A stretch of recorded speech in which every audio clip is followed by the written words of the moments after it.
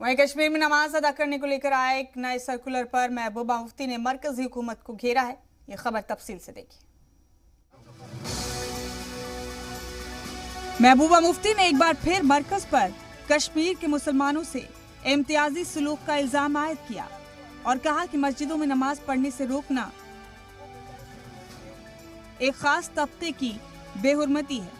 दरअसल कोरोना को देखते हुए एक सर्कुलर जारी किया गया था जिसमें नमाज के लिए घर के अंदर 25 और मस्जिदों में 50 लोग इकट्ठा होने की बात कही गई थी।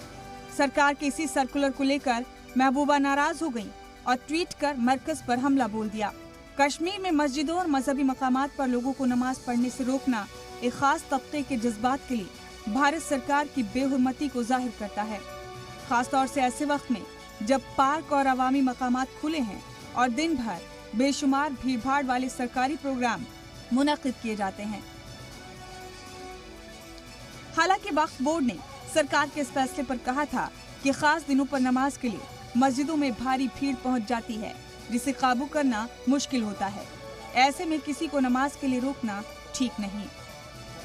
ब्यूरो रिपोर्ट, जी मीडिया।